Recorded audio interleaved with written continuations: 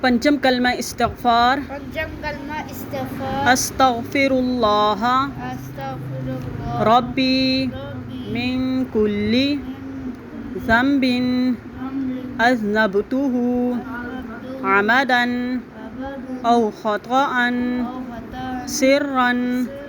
او علانیۃ واتوب الیہ من الذنب الذی اعلم ومن الذنب الذی لا اعلم انک انت علام الغیوب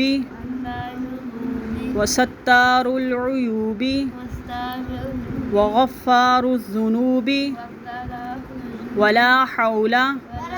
ولا قوة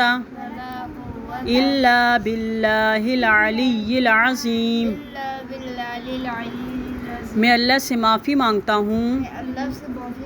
جو میرا پروردگار ہے